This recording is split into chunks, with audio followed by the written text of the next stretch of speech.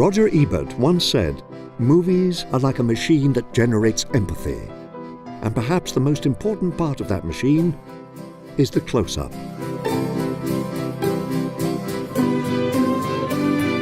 Today we're going to explore why they're used, when to use them, how to shoot them, and how to break the rules that surround them. All right, let's get to it.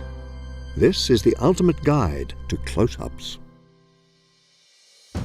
But before we get started, subscribe and click the bell for more filmmaking videos. Ready? All right, Mr. DeMille, I'm ready for my close-up. To begin, what is a close-up? A close-up is a shot that frames a character from roughly their shoulders to the top of their head. Its purpose is to focus the audience's attention onto the actor's face for dramatic or important moments. No matter the context, close-ups emphasize emotion, sadness, romance, terror, elation. According to John Carpenter, emotionally, between characters, Hitchcock would just go for close-ups because that's where the emotion comes in the eyes and the expressions of the actors. What in hell's name are you doing here? Hello, Michael. Listen to me. Now you stay away from me. Don't talk to me. When this plane lands, you take the next one out. Anywhere. Go home. they can also capture a detail that a wider shot cannot, such as the flicker of an eyelid. At moments when drama is at an emotional high, You mean an institution? A madhouse? the close-up is often the go-to shot choice. But as we'll see, a close-up is just the starting point. Elements like lighting, color, and angle can customize the shot to best fit your scene. Let's run through these various considerations, starting with aspect ratio. The size and shape of the frame matters in visual storytelling. Taller frames might be better to capture close-ups, but there are plenty of opportunities in every frame size. A narrow aspect ratio, 4:3 or IMAX, will remove the background and focus all attention on the face. A film like The Lighthouse uses a 1.19:1 nearly square image, which allows their psychological journey to play out in focused and full close-ups. For Winslow were right, Thomas. You're a dog, a filthy dog, a dog! Wider aspect ratios like 1.85 and 2.39 will preserve the background. This allows you to include a context around your subject. In these shots, the face itself is only part of the story. This emotional farewell is counterbalanced with palm trees and sunshine. This additional horizontal real estate is also useful when a single close-up isn't enough to capture a moment. Instead, having multiple close-ups in the frame might be the best way to go.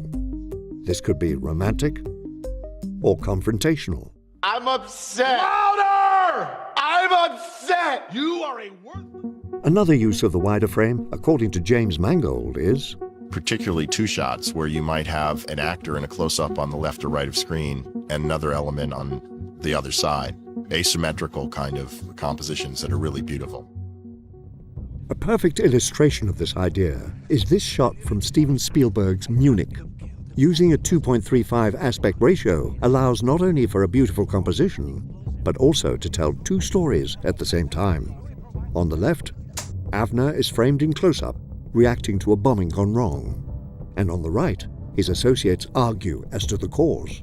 Avner, Louis provided the explosives. Then, Avner is surrounded by them. 3 close-ups in one, as the pressure and paranoia overwhelms him. Yes, but without him we'd be nowhere on this. Plastic. With the size of the frame decided, let's turn our attention to how camera lenses play a role in shooting close-ups. Lens choice should never be an arbitrary decision, especially when it comes to close-ups. The two main deciding factors here would be focal length and depth of field. Choosing the focal length is important because they affect how the face looks. Longer focal lengths, 50mm and above, tend to flatten the face, whereas wider focal lengths, 28mm and below, tend to stretch the face and distort it, thus making it a common way to show that a character is under the influence. In Looper, Joe has just taken a psychotropic. Watch this cut as it kicks in. On the left, a longer lens keeps his face and the wall flat. On the right, the wall stretches back and his face widens and distorts. In addition, this close proximity to the actor creates a sense of physical intimacy for the audience. Do you want the audience to feel like they're in the same space? Or do you want them to watch the character from a distance?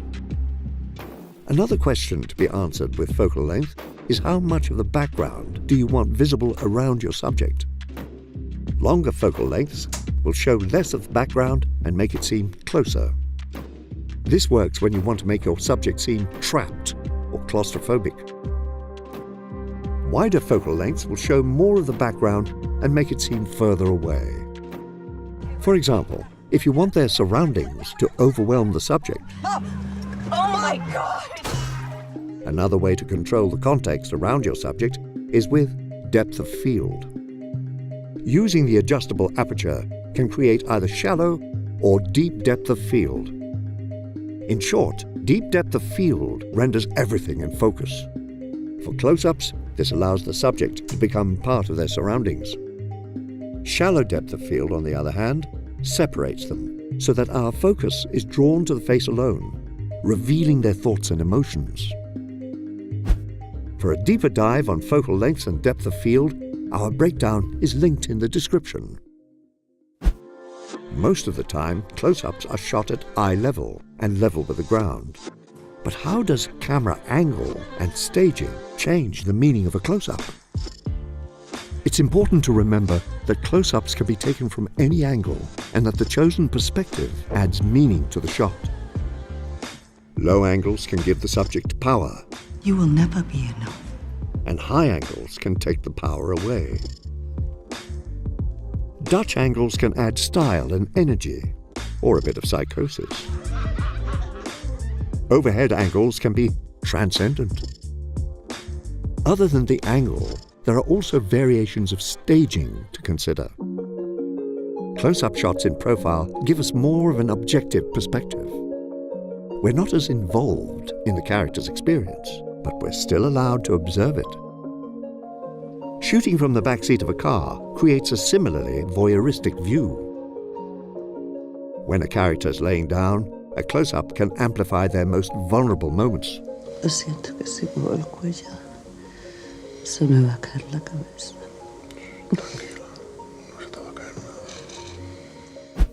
For a complete overview of camera angles, check out our previous video. Let's move on to another crucial element to shooting a close-up: lighting. Meaningful lighting is important for any shot, and close-ups are no exception. The standard portrait lighting setups each bring a different mood and character to the face. Colored lighting is a great way to enhance the emotional qualities of the character, the scene, or both.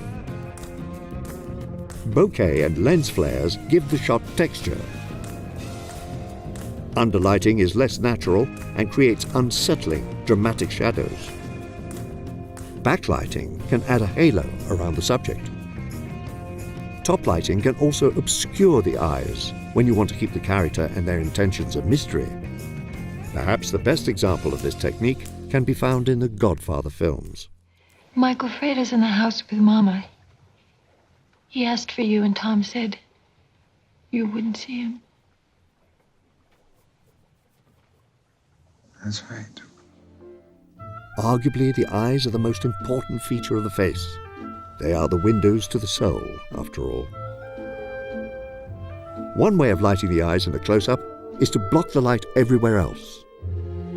You can also add an eye light to further illuminate the eyes, and those tiny glints of light in the eyes, called catch lights, can give them a bit of spark. Sometimes the best way to capture close-ups is in complete darkness, which begs the question, how much of the face do we need to see? All of these techniques can be used to limit or restrict our access to the subject's face, and by extension, our access to their thoughts and feelings. Sometimes filmmakers won't show a face at all. Tarantino was inspired to break this rule by rebellious filmmakers like Jean-Luc Godard. Godard is the one who taught me the fun and the freedom and the joy of breaking rules, setting up a close-up on the back of somebody's head, and just f***ing around with the entire medium. This can be used to show that a character is emotionally closed off, or to create intrigue around them. Other times, half an actor's face can be shown, either through framing to enhance their performance, or with costuming to focus our attention on a part of the face. A common technique is keeping half of the face in shadow to hint at some emotional or moral duality. Give yourself to the dark side. It is the only way you can save your friends.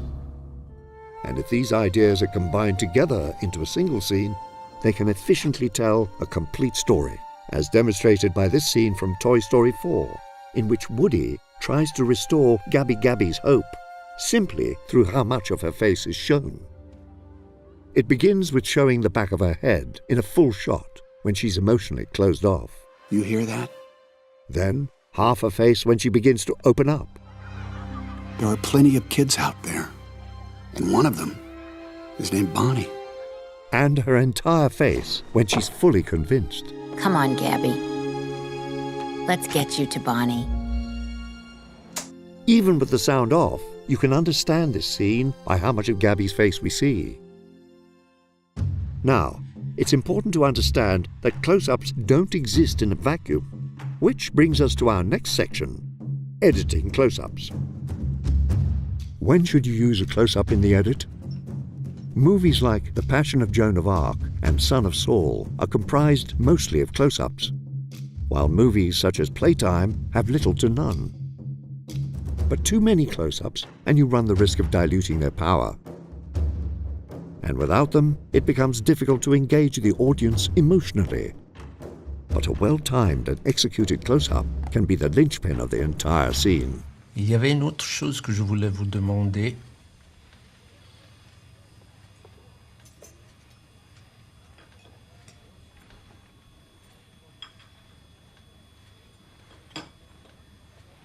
Mais maintenant, sur ma vie, impossible de m'en souvenir. Enfin, bon, ça ne devait pas être important.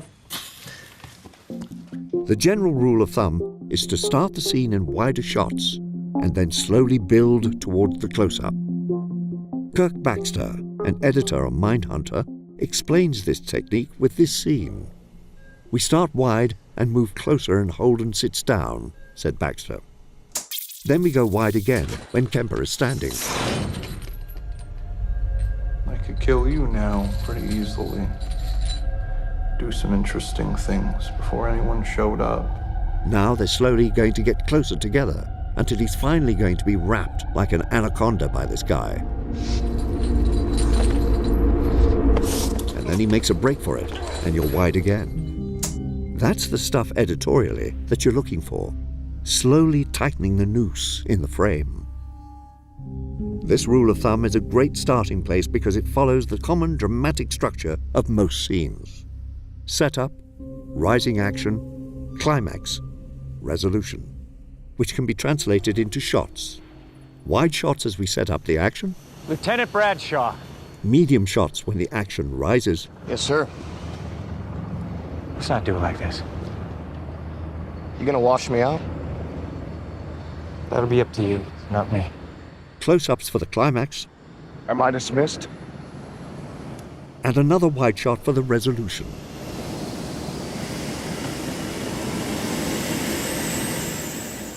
However, sometimes the rule of thumb isn't always the best way to present a scene in the edit. For example, Wake up, Henry. In this scene from Goodfellas, we get the opposite approach. Martin Scorsese begins the scene in close-ups, since the tension of the scene is already at a high point. Karen. And only when the tension decreases, he cuts to the wide shot. I love you. You know I love you. Karen. Or in this scene from The Departed. As Costello questions Billy's honesty, we stay locked into close-ups. Smell a rat. This allows us to focus on both men's faces as Costello searches for answers and Billy maintains his cover. Jesus Christ. You got a girlfriend? No. No, why? What does that matter? Depends. The key point to remember is that the close-ups should be determined by how much they best serve the scene.